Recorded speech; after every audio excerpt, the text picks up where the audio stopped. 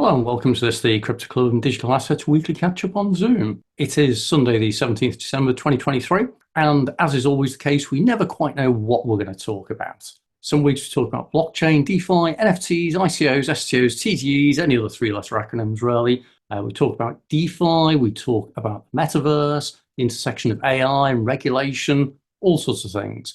Anyway, if you find this of use, do remember to click on the subscribe, like, make comments. Even better, take a look at the link below and come along and join in a future session. We hold them pretty much every Sunday evening, 7 p.m. till 8 p.m. UK time, and everyone is welcome. So let's see who's going to come and join us today. Daniel, hello. Hello, Gary. How are you doing? I'm good, thanks. How's your world? Yeah, all good, all good. I didn't manage to make it last week, but I caught up on your YouTube channel, Excellent. so all good. That's great to hear. Anything interesting that you heard about? What was the topic last week? So many different things. As I say to people, each week can be completely different. Did cover ETFs, I think. Hmm? I've got this down here because I just wanted probably another brief explanation of the ETFs and just how it'll affect the market as a whole, Okay. potentially. But just to get a stronger understanding of what it's going to bring to what it could potentially bring. Okay. So I guess starting from the top of what an ETF or an exchange traded fund is. You think about at the moment, if you want to buy shares in a company, you can do so. You register with a broker, you buy some shares, and you typically buy specific shares in specific companies. Okay, it's like BT, British Gas, or whoever these days. If you want to have a basket of shares instead, then you may buy into what's known as a fund. So it's an investment fund in some way, which is made up of a bundle of shares. So it might specialize in the energy sector or Far East or whatever. And quite often they're known as a traded fund, okay? So Like the S&P 500. that kind of thing. Great example, in fact. Yeah, exactly right. So that allows you to buy and sell via a broker, exposure to a number of shares, in effect, as opposed to just one. And it's all done via a regulated company who, in the UK, will be a broker who has to comply with certain rules, regulations, and everything. A crypto ETF may take one of several forms, and this is where it might simply be a company operating a fund which gives you exposure to Bitcoin. So that's why they tend to be called a Bitcoin ETF. Yeah. Or it might be, again, it's a fund that's been set up with exposure to multiple different cryptocurrencies. Now, the difference between buying Bitcoin and buying a Bitcoin ETF is that with an ETF, you're obviously dealing through a third party who is usually a regulated organization in some way. And therefore, you don't have to do things like have your own crypto wallet and look after your own security. A bit like having a bank account. You might have a user ID and a password, but you don't have the hassle of securing your assets and custodying and this kind of thing. And so an ETF can be a way for people to get into crypto without actually directly owning crypto and not having the aggro and the trouble of it, and also going through a regulated organization so they feel a little bit safer. Now, the really powerful thing about something like a Bitcoin ETF is it becomes a regulated financial instrument, which means, first of all, whoever's operating it has to comply with a whole load of stuff, but it means it becomes an asset class that finance companies can actually invest in. Because obviously, if you've got like a pension fund or a hedge fund or an asset manager, they are only allowed to trade in regulated assets. So they can buy property, shares, all this kind of stuff, but they quite often can't buy crypto because crypto is not regulated. So an ETF provides a regulatory wrapper that allows them to get exposure without them directly owning the things. So what this now means, that there are some ETFs already. There are some European ETFs. What's going through in the USA at the moment is that there's a load of companies who've applied to the SEC to have a Bitcoin ETF. And I think the SEC is due to making an announcement. People are saying somewhere between January the 6th and the 15th, I think it is, or something, or certainly the 6th and the 10th, but beginning of January anyway. Up till now, they've rejected every single application for a Bitcoin ETF, but they've now got a load of them coming through. Therefore, there's a suspicion that they're going to make an announcement where they'll announce a decision on all of them or whatever to say yes or no or at the same time. So this is why people are getting a bit excited, because if you think about the crypto market at the moment, I think it's worth about $1.4 trillion, which compared to traditional investments is tiny. So all of a sudden, if you've got all of the big hedge funds, all the asset managers, all this kind of thing, can suddenly legitimately invest in crypto, which allows them to diversify their risk a little bit, then the potential is massive. And as I always say, this is not investment advice, but people are saying, well, if the ETFs get granted, then that means the market for crypto could absolutely explode, and who knows what that could do. So we'll see anyway. Hey, Hugo's joined us as well. Hey, Hugo. Hi, how are you? I'm good, and we've got Gabrielle as well, listening in quietly there. We're just talking about ETFs. And the potential announcement by the US SEC in the next few weeks about the latest applications. Oh, good. I was wondering whether you were talking about that or also the new tokenization platform that Coinbase announced. I think I saw it like a very, very small announcement there, and I think it's in Dubai and it's a sandbox and everything. But I think what it has in similar to what you mentioned is that, yeah, it's for institutional investors and so on, and then enable them to diversify as well. So I think either way, it's crypto is looking to become even bigger.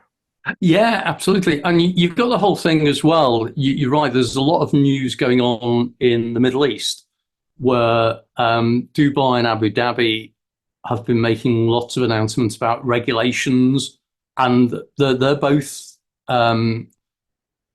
regions that are very crypto friendly, should we say? And so they've been granting various licenses.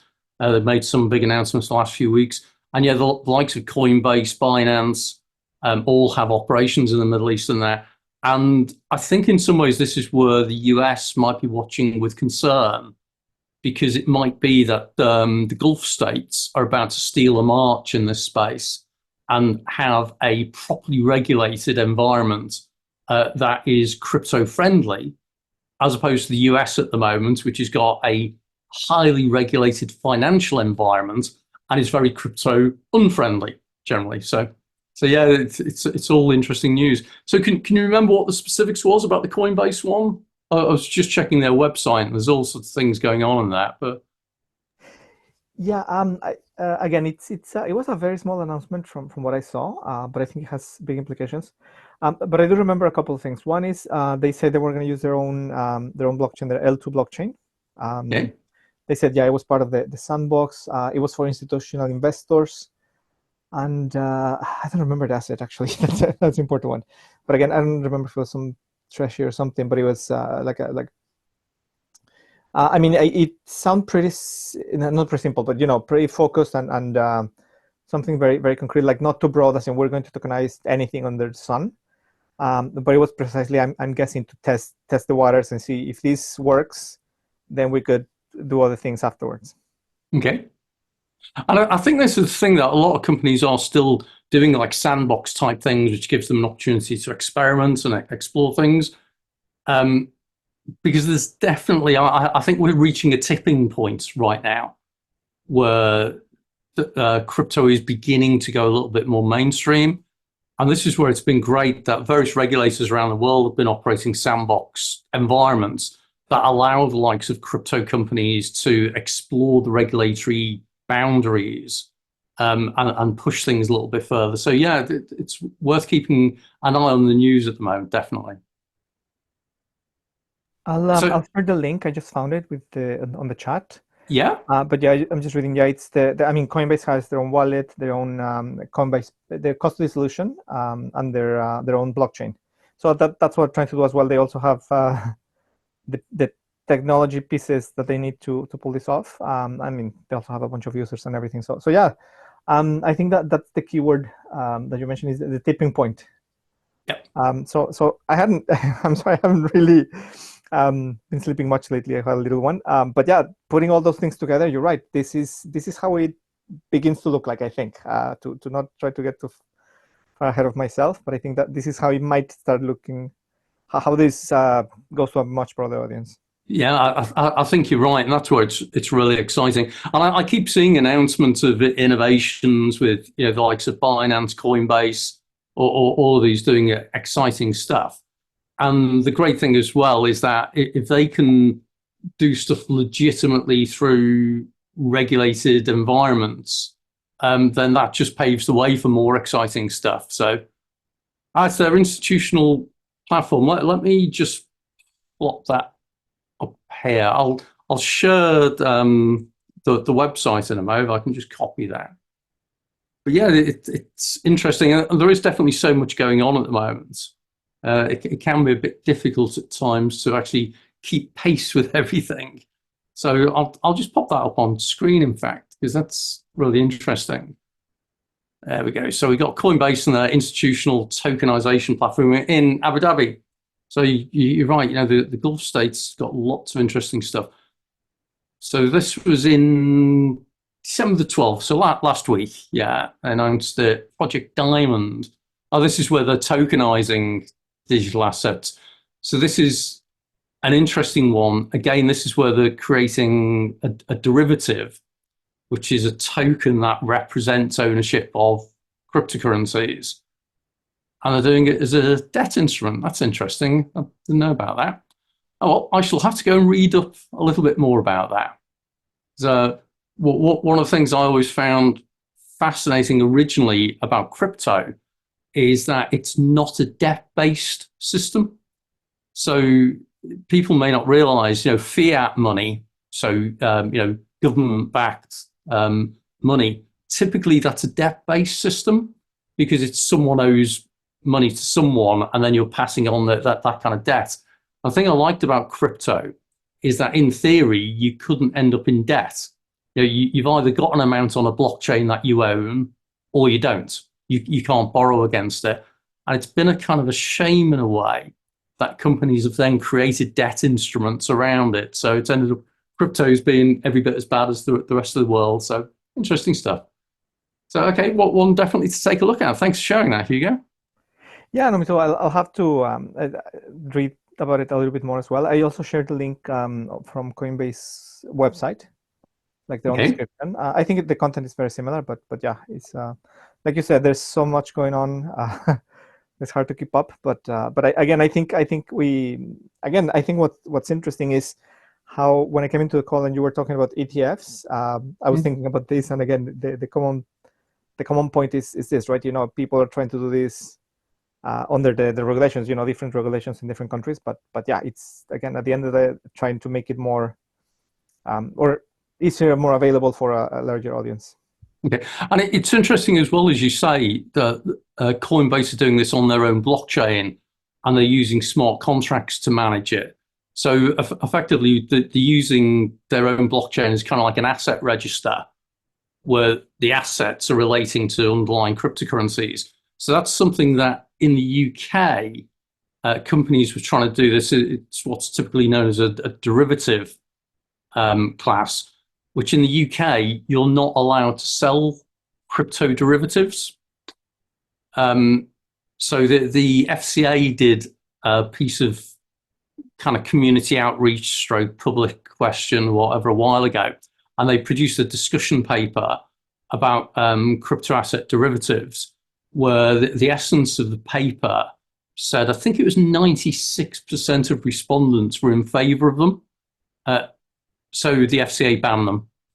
It shows the FCA said that crypto is so volatile and so unpredictable that having a derivative instrument that sits on top of it, which makes it even more complicated, it just makes it too complicated for most consumers.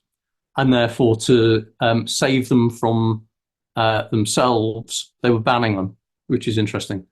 I think if you're what they call a sophisticated investor in the UK, you can still buy them, right? It's certainly, if you're what's typically known as a retail customer, so a consumer, you can't. But if you can provide evidence that you are a sophisticated investor, I don't actually know what the UK definition of a sophisticated investor is. I think in the States, it was something like you've got a couple of $100,000 in the bank and so much experience or something like that. There are some definitions of what a sophisticated investor is. Yeah, from what I remember, yeah, in the US, I think it's either the number of assets that you have, either a million or 2 million investable assets, I think, and also certain income, which was 200,000, 300,000 a year. In the UK, I think it's something similar. Okay. But also, I think if you worked in certain industries or you've made certain investments, you can consider yourself a sophisticated investor. I think the biggest difference is that in the US, somebody has to check that is true, and in the UK, you can self-certify for the most part. I'm getting out of my my expertise zone, but I think it's something along those lines. What I mean is, I think that the UK is a little bit easier to implement or simpler to implement without so many things, and the US makes it much more expensive and complex. Yeah. So in the UK, I just checked. In fact, in the UK, the FCA offer a definition of a certified sophisticated investor, which is a person who meets the requirements set out in Article 23 of the Promotion of Collective Investment Schemes Order. So whatever Article 23 says within this, so it's a classic thing. The way regulators tend to work is that they point at regulations and legislation, but they don't actually say what's in them for fear that they might change at some point. So yeah, so some for homework to find out. There we go. Guidance on certification, high net worth things. Does it actually say? It looks like I'm going to have to drill through that at some point. But yeah, thanks again. It's certainly fascinating area of that kind of thing. So Daniel, coming back to you again, you saying you're watching stuff the other week, the latest things. Any other things happening? You still watching what's going on in the insurance space? Yeah, so earlier today, I had myself a look at is it Etherisc? Yep.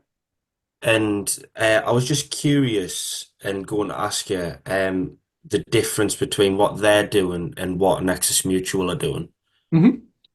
So And yeah, I think I can answer that fairly confidently because I know people from both. So Nexus Mutual is a group that is providing mutualized risk coverage for failure in smart contracts is one way of describing it. So in other words, they're getting a group of people together who are voting via a DAO as to whether, if a smart contract has a bug in it and some money's lost, as to whether it should be paid out or not. So I was consciously avoiding the word insurance there, because anything where there's the potential that you might not get paid out, even though it's valid, you can't call it insurance. And also, I don't think they've got a regulated insurance entity behind them. So that's why they tend to avoid calling it insurance. So Nexus Mutual, it's that they effectively insure or ensure against smart contract failure. And I think they're doing a couple of other things as well. So that's kind of interesting. If you're a company and you've created your own crypto token or your own layer 2 solution or whatever, you can effectively insure against it going wrong, which is really interesting. Etherisc is a different proposition. Etherisc offers a number of products on its platform, so things like flight delay protection and natural catastrophe exposure. So that the natural catastrophe stuff, that is actually an insurance product because it's done with Aon. And from what I recall, they actually implemented it in Sri Lanka for crop protection insurance. So if it rains beyond a certain amount, crop gets destroyed, you make a parametric insurance claim. So they're quite different propositions.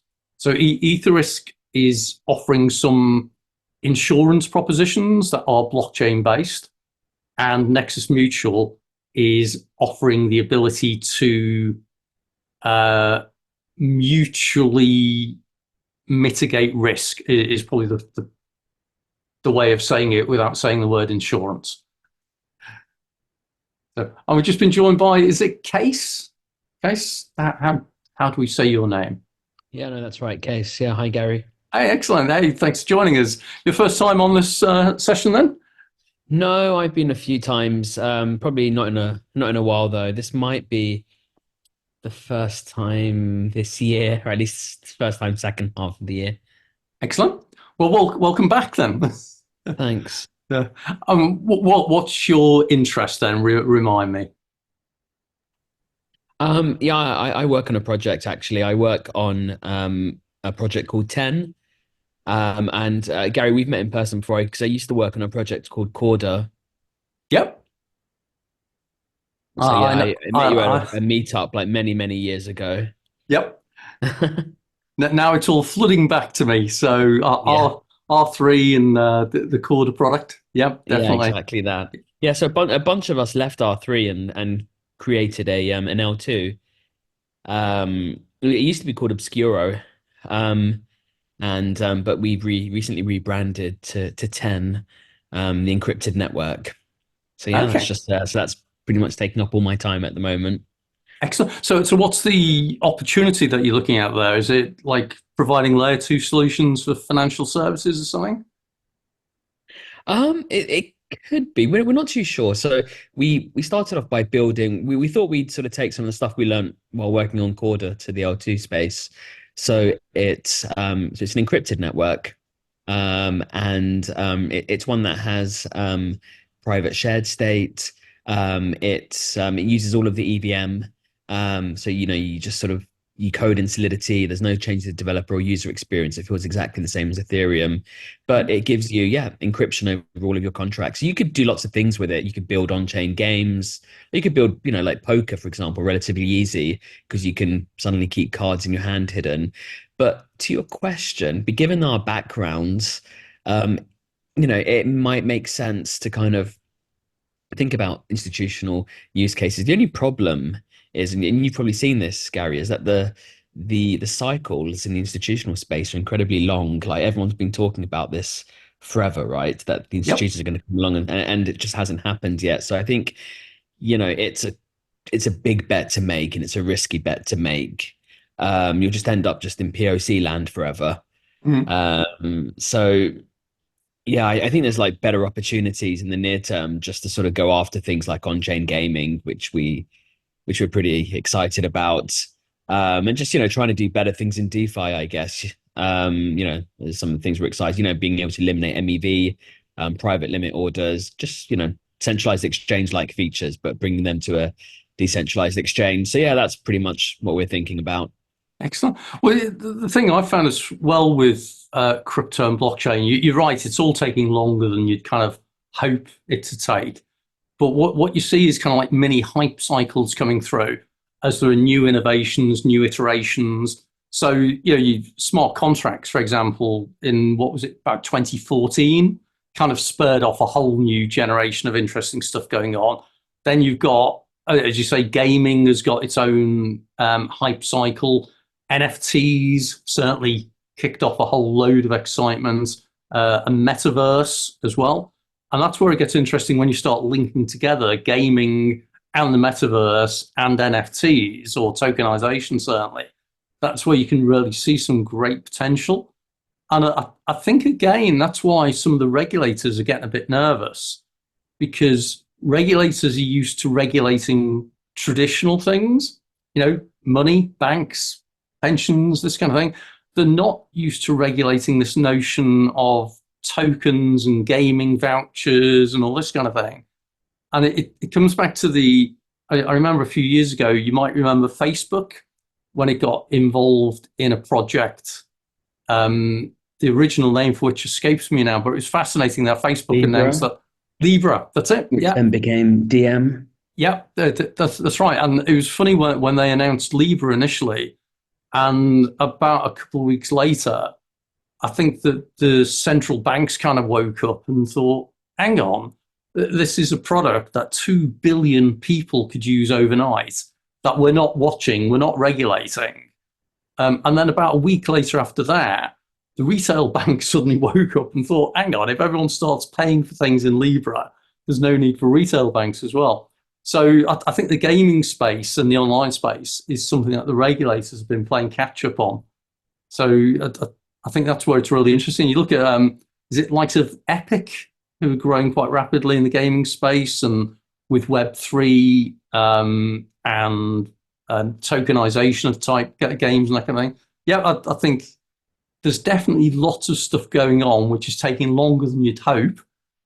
But it's a bit like, as I keep saying to people about other technologies, those who don't know, I think it was yesterday was the 120th anniversary of the Wright brothers' first flight. So at, was it Devil Hill, Kitty Hawk, I think it was, 1903 was the very first flight of a powered aeroplane. And it took 120 years for it to get where we are now. So Bitcoin and blockchain and cryptos only been around for less than 20 years.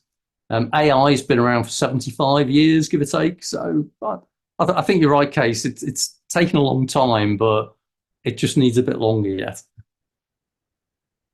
I see we've been joined by, is it Gumar as well? Oh, and iPhone. iPhone's joined us. Hello, iPhone.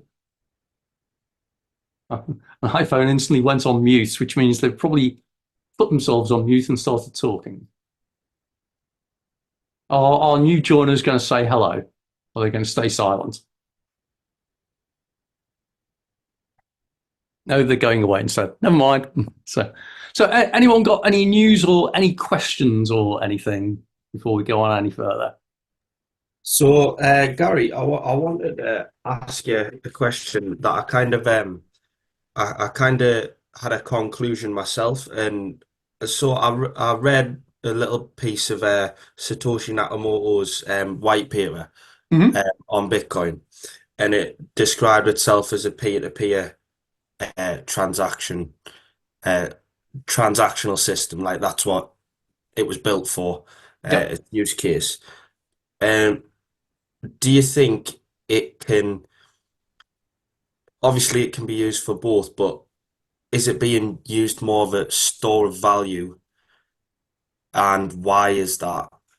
And could it potentially just be used as a store of value if it wasn't fully adopted and we still used fiat? So going back to the white paper, as you say, which was that Bitcoin was described as a way to have a peer-to-peer electronic transfer of value without an intermediary. I think that was kind of the broad thing. So it can do that.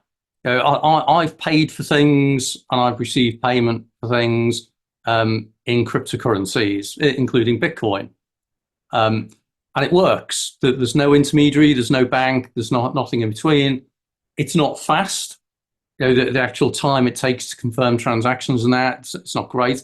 So it's not fast, but it does work and it delivers against that promise. But it comes back to a conversation we were having a few weeks ago about all because something has been designed to do one thing doesn't prevent it from being adopted and being used for something completely different. And I'm a firm believer that you end up using stuff in whatever way the majority of people want to use it. And so, Bitcoin, I think it's a big experiment. It was an experiment to prove, first of all, could you do peer-to-peer payments, which you can. And it was an experiment to see if you could scale it, if it could be secure and all that. I think it succeeded in doing that as a concept. Now, if that then means that people use it to store value in some way, then I don't have a problem with that. And I think that's definitely happening. So one of the interesting ones I've seen is that if you think about how Bitcoin is created with proof of work and crypto mining, so there's vast amounts of electricity used to compute these complex things now. And so everyone's saying, oh, well, that's a complete waste of energy in that. Well, I don't know, but if people know about how hydroelectric power works, in that you've got a reservoir with a load of water and you let the water out and it turns a turbine which generates electricity. And people think, oh, that's how you make electricity and it all gets sold on and that. In actual fact, what happens with a lot of companies is that they use the hydroelectric power to generate electricity that they sell off at a premium rate and then buy back the surplus at a discount. And do you know what they do with the discounted electricity? Any idea, Daniel? Okay. That they use it to power the pumps to pump the water back uphill again to refill the reservoir. So reservoirs are a store of value. Okay, so if you think about it, kinetic energy and potential energy, water that's up high that you can drop down and convert into electricity is a store of value. So you put it up a hill, it becomes a store of value. So this is where Bitcoin becomes a store of value, because you can use that to effectively represent the whole load of energy that's used. And this is why, whether it's water or Bitcoin, it acts as a store of value. And I think that's why some people are using it in that way. Does that answer the question enough? Oh, give you some thinking. Yeah, it does, definitely. It definitely makes us think about it anyways. Yeah. In a different way. Yeah, and it's something that some people just don't realize, like how energy gets produced, consumed. And everyone, when you start thinking of store of value, you tend to think of like gold or cash under the bed or this kind of stuff. Whereas in actual fact, property is a store of value. You invest in a property with the hope it'll go up in value, that kind of thing. Gold is a store of value. It's just a means, a medium in some way that you stick away and you sell it for more at a future date. So if people believe that something is going to go up in value, then it is a store of value. So I don't know. I mean, we've got a couple of other people who've just joined us. Anyone got any other thoughts? I think you've done a really good job, actually. I think the only other thing is just the fact that it is it's finite, programmatically finite, and therefore that makes it deflationary opposed to inflationary. So if fiat was designed in the same way, you'd also hold on to fiat because you wouldn't go out and spend it. If I said, hey, look, you've got £10, but if you hold on to it for a month, it'll be double that or whatever it might be, you wouldn't be inclined to spend it. And the same with Bitcoin, I guess, it's just, I guess that's the nature of things that are deflationary. People don't spend. It's why governments try and encourage there to be some inflation. No government policy is like, yeah, we want zero inflation or negative inflation. That's bad. You actually want some inflation because that encourages people to go out and spend and not just hold on to the money. I think that's probably something as well. The world's never, I guess, like when the world relied on the gold standard, that would have been deflationary as well then or would that, I guess so, yeah. It's just, it's really interesting, I guess. It's all the stuff Gary mentioned, plus the fact it's deflationary and the expectation it will go up because, like Gary says, if enough people think it's an asset you should hold, then it's an asset you should hold, and it could be anything, like tulips, or whatever it might be. Yeah, and it's the whole perception thing that as long as enough people perceive something, then that's all you do. And this is the whole thing about fiat currency. A £10 note is only worth £10 because enough other people perceive its value as £10. And governments have legislation, tanks, and the police to back that perception up, usually, until you've got somewhere like Venezuela, where all of a sudden the currency collapses, or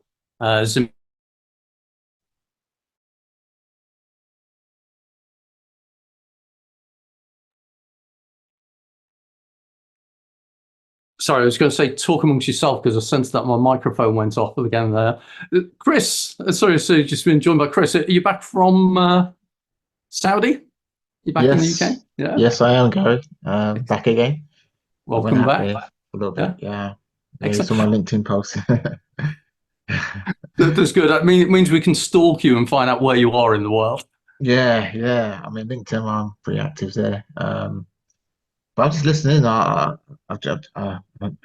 tuned in and dialed in quite late. So the only thing I can add to store value and all that discussion is spending power. Yeah. When it comes down to what you can spend based on what you have, I always will say to people, look, Bitcoin and Ethereum or digital assets are I feel a good store of value against what's going on with just holding fiat. Because what you're looking at is a transition.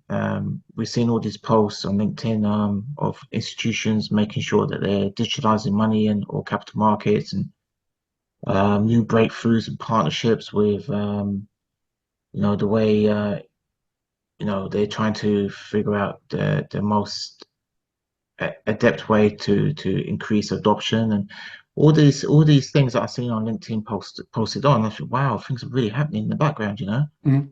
But what I feel is also we've got the halving next year and of Bitcoin, as well as the fact that the ETFs, when they do come into license into play into the market, will cause a lot of money to come into the market in some shape or form, increasing confidence and it's all down to spending power because people want to put their money where it's going to grow and they can actually beat inflation. So that's my little two bits.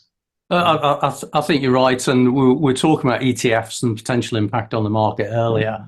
And Okay. Case made a good point as well before about limited supply of some crypto asset or of some assets. In fact, you think about what gives money some value is first of all perception, but also there's technically a limited amount of it. Central banks control how much gets printed and so on. And if you think about that, that's why things like diamonds and gold tend to increase in value because the supply of those products is limited. It's directly controlled and it's intentionally expensive to make more of it. So extracting diamonds out of the ground is quite expensive. So therefore, there's limited supply. Therefore, over time, prices go up.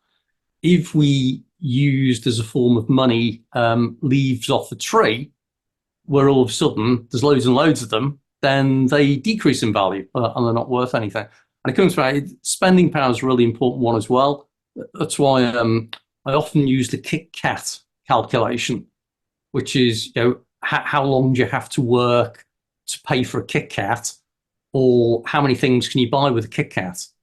Because over time that'll kind of change. And inflation, as someone mentioned before, is the really powerful thing. So £10 might be worth £10, but because of inflation, you can only buy 5 Kit Kats now instead of 10 Kit Kats. And so even having cash as a store of value, the value of it gets eroded through inflation. And that's something people miss out on. So lots of interesting stuff on that. Hugo, were you going to add something before? Sorry. Yeah, again, like in this call, so many things. A very quick example just on what you mentioned with Kit Kats. I'm old enough to remember some currency devaluations in my lifetime in Mexico, not in the UK. But I remember what you were saying, how at some point, the peso was devalued at least by half. And I remember that, you could have the money in the bank, forget it. You could have it in cash, it wouldn't be any good. But that's why people were using property as a store of value. So exactly the scenario that you mentioned is, I've seen it, and people that, I didn't have property or anything, but I remember people saying, that's the best way to keep some of the value if something happens to the currency, right? Yep. And the other thing, just again related to this and how we're talking about how crypto is a store of value and the trust that people have in it. I just remember looking into some articles from The Economist from a couple of years ago, asking what will happen for Bitcoin to go to zero. And actually the answer was, everybody will have to stop using it, right? But then they go and analyze a bunch of things, how there's enough banks on Wall Street and enough people interested in this, even if some of them have a belief in, this is better money. Some of them think, I don't know, all kinds of philosophical beliefs. But the point is there were enough people from the traditional world who actually wanted Bitcoin to be worth something. And that's why it was very, very difficult for it to go through. Again, no financial advice, those disclaimers. But I found it interesting that, it's a matter of trust and belief at the end of the day. Yeah, and that's the thing, that the one thing that could cause Bitcoin to go to zero would be if there was a collapse in the belief in the system it uses.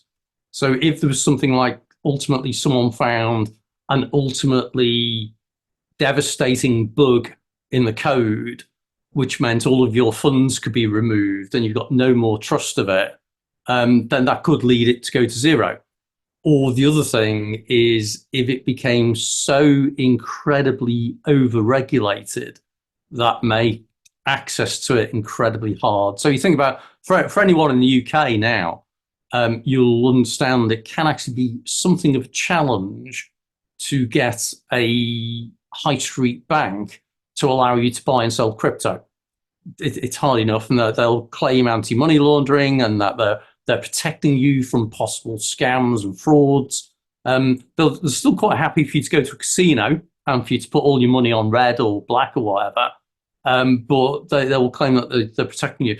And so the on-ramps and the off-ramps, the crypto world between fiat and crypto, is where they apply a lot of controls at times. So this is where it's interesting in the States. You listen to some of the announcements by the Department of Justice, by the SEC, by various regulators there about how, crypto's all money laundering, drug dealing, criminal activity. If they keep making it as though, the only reason to use crypto is for illegal, nefarious means, then they put more and more people off it. And if nobody uses something, then it disappears into obscurity in its own right. But that's the thing, that I think there's enough interest in it that will prevent that from happening. But we'll see. Yeah, and then you've got the other things as well. As Chris might want to talk about with things like tokenization of assets. There's so many other things going on beyond just acting as a pure play cryptocurrency, and beginning to be used, things like ordinals, so an ability to have a Satoshi, a 100 millionth of a Bitcoin representing ownership of something, or using smart contracts to represent ownership. So much going on in this space. I don't know, Chris, any news or updates of what you've been looking at with that kind of stuff? Yeah, I can't go into detail of what my trip was all about, but what I just adding on to people's perceptions of blockchain or crypto stuff like that in the Middle East, especially Saudi Arabia. If you mention blockchain, they view it as a dirty word, or crypto as a dirty word, because of the perception they have. And their values, and it maybe doesn't align with their values. But what I did is really show them the real value of tokenization of assets, and this entrepreneur got to look at it as a parallel world where revenue can be generated with a real utility and value to an asset, and it really opened his eyes, and he was like, "Wow, this is absolutely amazing." The next question was, I'm not going to get in trouble with the authorities and regulators. Yep. So I was like, okay, there's a way you can do it where, it can be mitigated, because in Saudi, they're going through their process of regulation. VARA in Dubai have more or less created a new way of regulating digital assets in a way that's, especially security tokens. So it's something we can get around. But when it comes down to real world assets, it's a interesting situation, because I met two entrepreneurs, one with a lot of backing financially, and two startups, doctors from the medical field, and they wanted a solution for inventory management, and they didn't know how to go about it for the hospitals.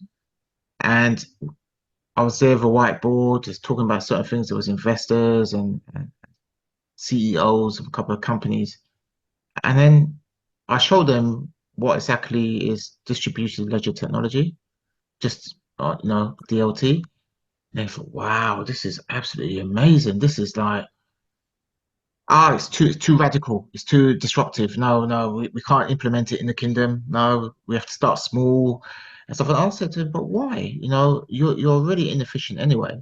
So look at this. And if you want inventory management, why don't you look at DPP, digital product passport, which is going to be legislation in Europe in different industries, and you could be ahead of the game. Just think about it as a way of using a technology that is going to build trust, transparency, and provenance that you don't have, that you can use.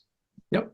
So it's my way of just saying to them, look, there's a better way. It's not to say it's a pill that is an antidote for everything, but I think it's a better way to look at how you build trust and transparency within a industry that doesn't have it. Just think about it. Why can't you look at things in a different way? Why does everything have to be centralized, even though they very much don't run a democracy there? It's very much a feudal system. Yeah. But when it comes down to efficiencies and cost savings and accountability, I believe DLT could be a great way for them to go. Yeah.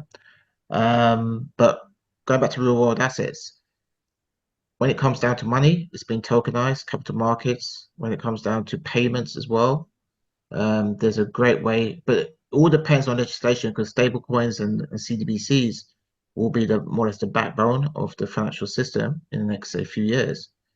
But there's still work to be done across the board. But I'm a big advocate of tokenization. I feel a lot of people have been excluded from the financial services arena. 7 billion people, probably the golden billion is 1 billion. The rest of the world's population, I don't have what we have. If you're talking about Europe, US, Australia, some of the prominent where the money is, the capital markets. If you just take 1.5 billion people off that statistic, you're looking at 6.5 billion people who are being excluded. That is a lot of people that can come on into the new digital economy in such a transparent and easy access way. So why do you think the banks are restricting us? Because they don't want that to happen. And it's just the way I look at things now differently, in the sense of, why do we have to cater for the capital markets when there's a demand in places like Vietnam, India, Southeast Asia, Africa, South America, especially. Those places want this. They want autonomy. They want responsibility of their own finances and be able to trade across borders without any restrictions. So tokenizing assets and to democratize. I mean, there's a fantastic project in Dubai, like I mentioned here on before. It's called the Desert Pearl. Yeah, it's a luxury icon that they're building in Dubai. It's going to be worth about 10 billion euro to build. Okay, but they've democratized it by you having access to tokens that allow you to buy into those apartments, luxury apartments. All the luxury brands, Louis Vuitton, this group in France that own all the luxury brands, they've gonna use NFTs within the whole process of owning some of the luxury brands over there. So I think it's a wonderful thing. It's just that I think the three main individuals that need to be educated are business leaders, entrepreneurs, and technologists, to be educated on this, so they can create the services and the businesses and the products that will encompass this technology. That's just my view. I think we're aligned on a lot of that, and I think I've previously said as well that it's interesting you mentioned the technologists, because I actually think it's the technologists who need to be educated in how the technology isn't important, and that they need to stop thinking about how exciting this new EVM or smart contract or whatever is, and they need to start thinking about what the business value is. And if they can start putting things across in the way of, this provides security, it provides provenance, it provides reliability, and it gives an advantage to use something like distributed ledger, then we should be selling the benefits and the solutions, not the technology itself. And I completely agree. And I think there is so much potential that is untapped. We keep going back to provenance, traceability, medical things, as you say, pharmaceuticals, supply chain. There's so many of these things that could use a new way, but there's a resistance to it, either because they're saying, oh, no, it's too advanced, it's too immature, or whatever, or I can't see the benefits of it, or it's too difficult to use, or it's too expensive, ultimately. So, yeah, I think there's the potential still, but we haven't turned potential into reality. And I'm looking forward to the day where people just use this stuff without even talking about it because they don't know it's there. And I think that will happen. Yeah. I'm co-founder of a Web3 gaming company as well. And the CEO says, Chris, all I want is to on-ramp one click for using the email to click onto the platform and play the Web3 game, and they won't have a clue that it's Web3. The usability, the user experience is the key, but all the technologies underneath that they have no clue about, because most gamers are not interested in the price of Bitcoin. Yeah. To invest. See, that's what I'm finding funny. The purists, and again, this comes back to the technology people getting upset about how technology is being used. But if you need to enter an email address, it's not really Web3. Because it should be that you've got a wallet set up, and forget that it's a crypto wallet, it's just a wallet. It's a bit of software on your browser that should be granting you automatic access. You shouldn't even be doing an email. Email is Web 2. But this is where I'm not going to get hung up on the terms and everything like that. I think at the end of the day, if a user can have a delightful experience without even knowing about whatever the tech is, that's brilliant. It's like in the UK last week, I wrote an article about my experience going into an Amazon Prime store, which if anyone's not been into an Amazon Prime store yet, my experience was I walked in, had a quick wander around, picked up some crisps, didn't even have a basket, just walked around with them. I was heading to the train and that, and I got to the checkout, and there's no checkout. Okay, it's just an exit barrier where you swipe your debit card, and it doesn't say how much you're going to pay. It just says a minimum of £1 will be checked or whatever. It's like, this is kind of weird. It doesn't ask what have you bought, anything like that. And you thought, ooh, this is a bit surreal. You swipe your debit card, you walk out, and a minute later, there's an email with an itemized receipt of all the snacks I've just picked up, and how many seconds I was in the store. It said I was in the store for 1 minute, 42 seconds. It's like, well, from a customer experience point of view, that's kind of pretty good. I didn't have to go through the barcodes. I didn't have to go through the check-in or the checkout or anything. That's pretty impressive. It's also quite scary because obviously there's all sorts of cameras and whatever constantly monitoring what I'm picking up, what I'm picking back. But from a customer experience point of view, that was pretty good. And pretty scary as well. So, yeah. Is that Daniel's put in his LinkedIn connection there. So yeah, do feel free to connect. That's partly what these kind of sessions are about. They're about connecting, interacting, expanding each other's networks. We're all part of the wider world. So yeah, I agree, Chris. I think it comes back to the user experience and people using stuff without even realizing it. So cool. Yeah. A few more LinkedIn's going in there. Great. Thanks, guys. So we've only got about 5 minutes left. The time has flown. We've talked about ETFs. We've talked about real-world assets and tokenization. Talked a little bit about insurance with Etherisc and Nexus Mutual. Great couple of companies, definitely worth checking out. They've certainly been pushing the boundaries on technology. Anyone got anything else in the last 5 minutes? And we've still got a couple of people who've been on mute through the whole of this, so do feel free to come on and say hi.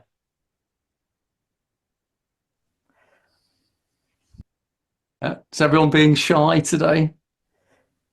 With the risk of no, I'll keep this for next session, Gary. Actually, quick question: there's a session next week, right?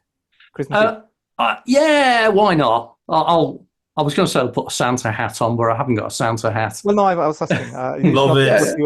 Love it. Yeah. Well, you're loving the fact there's going to be a session or that I haven't got a Santa hat.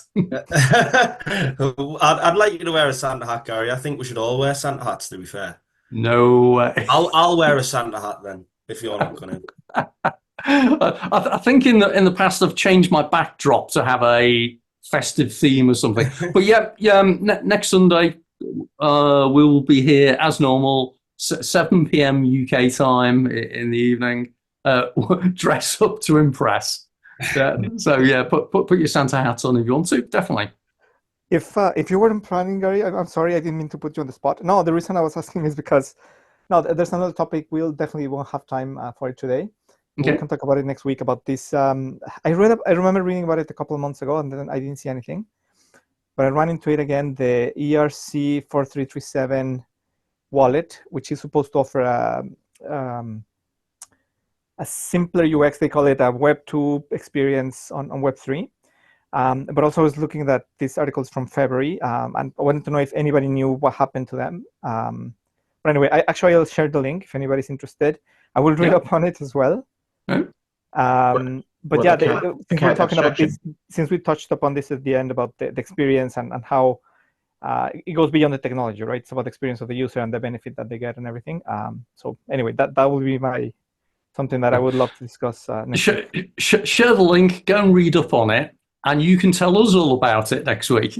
Great. Definitely. Yeah, great. That's what happens when one raises their hand in the classroom. No, I would love to talk about it and then get everyone else's perspectives. Great. Was that account abstraction? Yes. Yeah. I was talking to someone about that. I've got a really good article on it as well, but it's just a way for you to delegate your permission to sign off on transactions and give that flexibility without actually exposing your private keys. It's a little bit like multi-sig in a way, but it allows more applications to be creative enough to sign off on things without you being involved in it. And it's something that a lot of companies are looking at or developing when it comes to payments, when it comes to signing off things, when it comes to user experience as well. So, yeah. Definitely. Any adoption? What's that? Do you know if it has had any adoption, or is it? Well, they are looking into it. Some companies are taking advantage of it. It's something that's more or less came earlier on this year as a great way to improve adoption as well. So definitely, let's take a look at it a bit more next week, because it certainly looks interesting.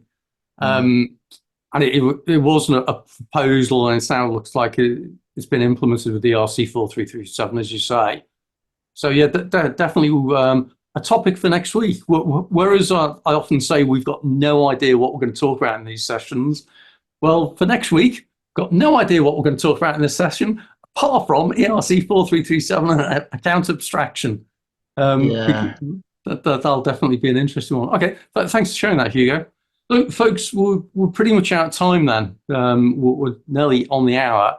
So for those who've not been before, hope you enjoyed it. For those who are watching YouTube, hope you enjoyed watching it. Do come along next Sunday, where we will be talking about account abstraction, amongst many other things. I'm wearing Santa hats. and wear your Santa hat. Yeah, but bring your Christmas outfits and everything. And I will see everybody next week. So thanks for coming along, folks. Have a great day. Yeah. Bye for now. Thanks very much. See you later. Bye now.